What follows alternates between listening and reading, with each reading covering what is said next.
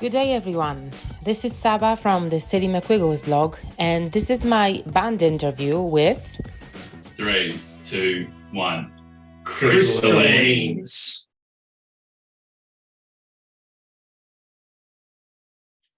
Do you want to start? I think I've done heaps of talk. You can go if you want. So I'm Ben, and I play drums in the Crystallines or Crystallines. Yeah. Yes. Oh, I'm Callum. I play the vocals and the guitar, and Yeah, I play bass. plays bass.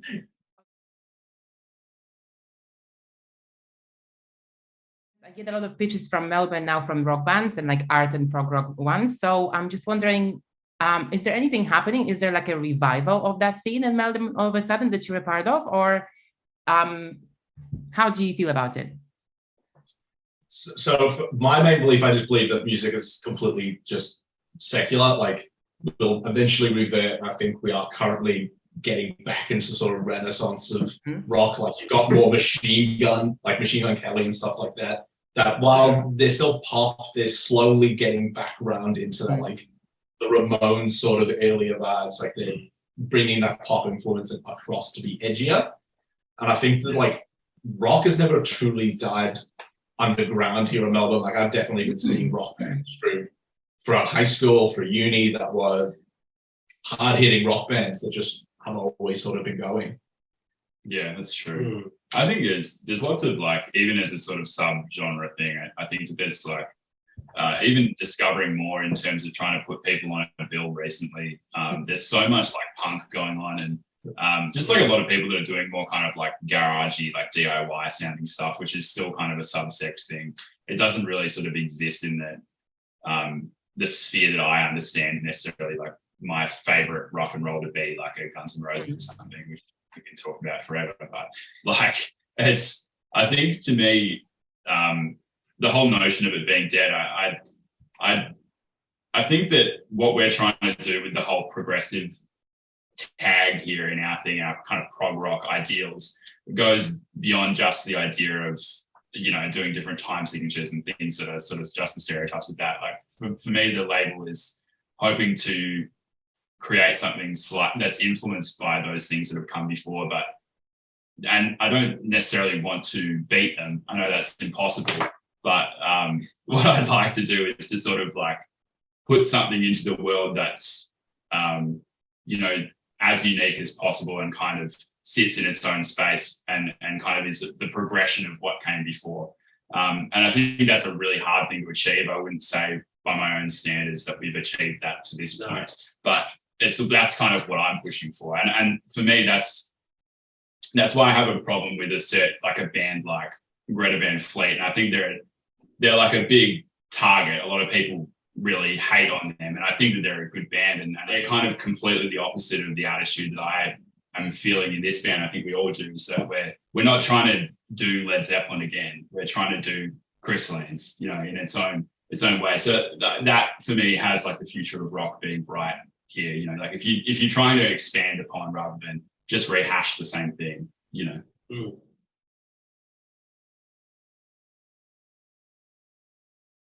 Where do you find yourselves on that spectrum? Would that be right in the middle? Or are you drawn to the heavier side as well? Or to the pop rock one? I'm not judging, just asking. It's a tough one to answer. I think it sways pretty heavily. We've got some songs that are probably closer to that sort of prog more influence. I think that's mostly coming from, like, when Ben writes a song, for example, it's usually pretty doomier. It's probably a bit heavier, but with definitely some pop influences in there. But when it comes to like sort of me, I'm more the sort of pop rock, more the Foo Fighters, like indie sort of vibe. I come from a bit more of an alternative math rock sort of background. Yeah. And then I think it all blends up sort of nicely. And then with Callum sort of being the middleman of the main blues and like soul sort of section of us. So we sort of swing pretty heavily, I'd say. Yeah. You try to sort of work which is sort of me writing a set and an album a bit difficult, because we've got to obviously have that sort of ebb and flow of the whole the live set. So finding how we get from like one of my, that's like a quite soulful, slower songs, into like one where Ben's like, cool, we're gonna absolutely rock your head off. Yeah, It's true. It's a pretty dynamic thing at the moment, which we think could be a good thing or a bad thing. We don't know where it's going. I feel like you've described this before, haven't you? About like, I reckon to put us into boxes. Yes, there's the three pillars where Cal is the dad rock. There is me, who is the prog rock metal, and then Devon, who is like the alternative, I guess, math rock, pop rock type vibe. Yeah. And you know, it's But also, it's not to kind of, you know, pigeonhole you in any way, but I guess when you kind of want to present yourself for the first time, people are looking for sort of a, you know, kind of a comparison to something else, so they know what they can expect. But I think the fact that you were kind of taking from all these different kind of subgenres, I would say, is going to be really interesting.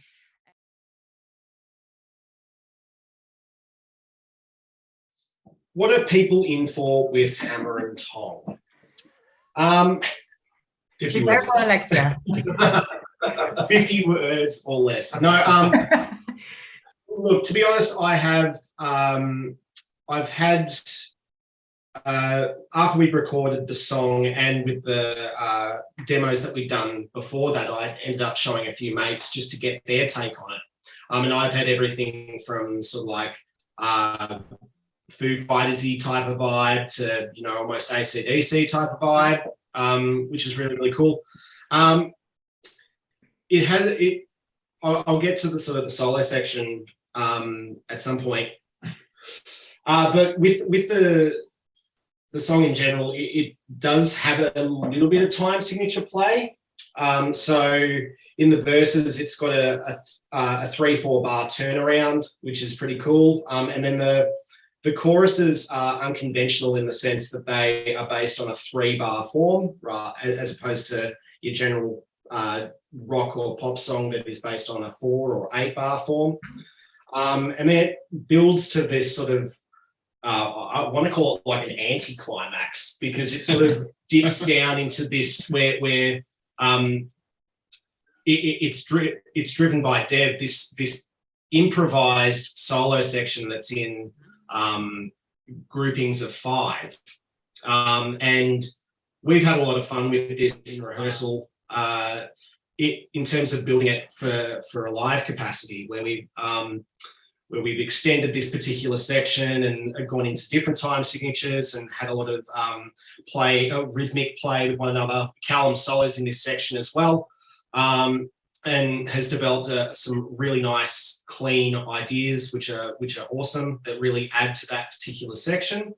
But yeah, we've had a lot of fun in building this particular improvised section, and quite recently we've actually added a final chorus and outro to post this this particular section, which has really sort of amplified it, and sort of you really are building to this climax that is this final chorus. So Hammer and Tong is fun. It is one of my more favourite songs that we have in our small suite. But yeah, no, it's cool. I think people are gonna vibe, gonna dig it.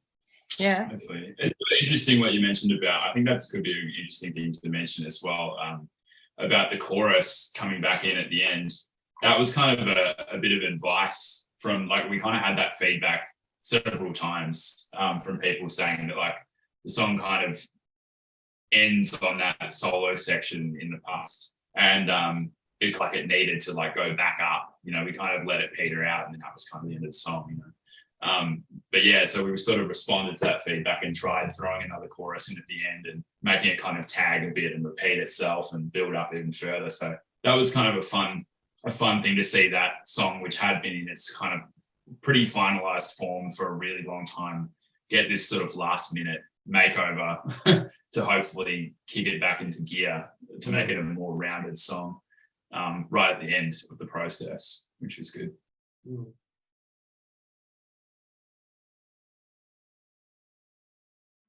there's I don't know if it's just my impression or if this is what you wanted to achieve, but you know, when you think prog rock, you don't necessarily kind of connect it with the pink kind of, you know, image and artwork that you released. I mean, I don't know if that's going to be the cover art for the single. So it's kind of like a nice dichotomy, So you've got the rock song, I would say a proper one, and then you've got the pink, artwork. So what's the story behind that? Is that done on purpose or,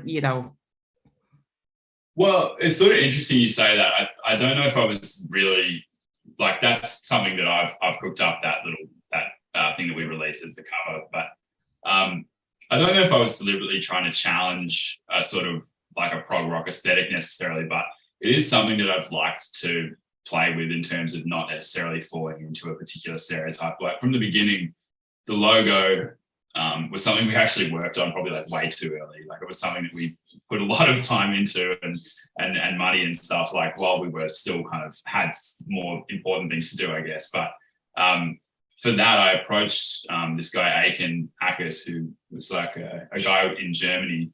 It was another connection through Maddie Blue, actually. She had some artwork done by him, and like he does traditionally sort of hyper pop covers, and it was sort of definitely not what I'm trying to avoid is like a AC/DC's like rock or bust sort of thing, which I love AC/DC, but I want us to be a kind of more fluid thing, to not fall into just being a kind of, much as I do come from that dad rocky kind of thing, I want us to be a little bit different.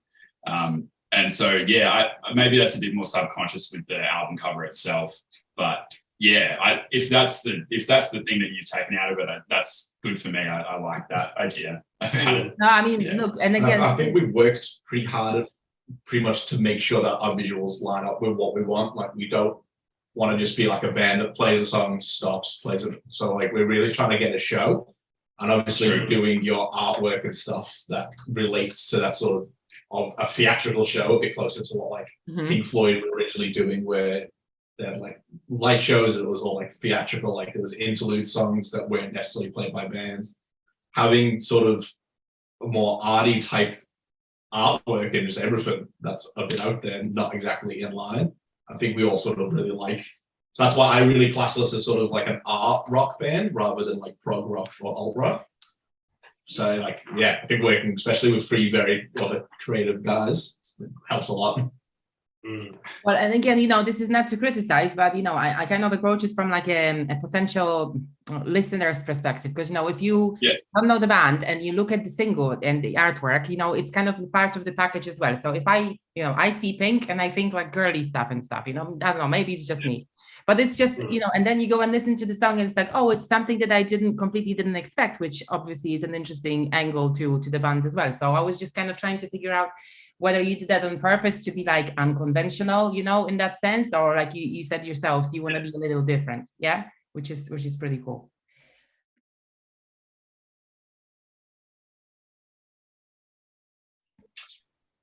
I will say, Hammer and Tong is out on the 5th of August. We also have a show on the... What is it then? I think, wait, what did you just say? It's out on the what of August? The 5th of August. Yeah, and then, okay, so then it's that, sorry, I thought we've messed this fluidly up. 25th of August is the show. Check out Peak Park Dreamy. We need to get it up there. We need 1,000 streams on all the tracks.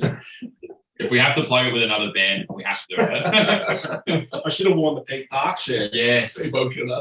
I think that's the whole thing. We're like a shell company. Crystallines is really just like a sub Pink Parks like marketing scheme. That's the whole thing. But. To find out more about Crystallines and what they have to do with Peak Park, check out my sillymcwiggles.blog. Also, give Hammer and Tong a listen right after this video. Thanks for watching, and see you in the next band interview.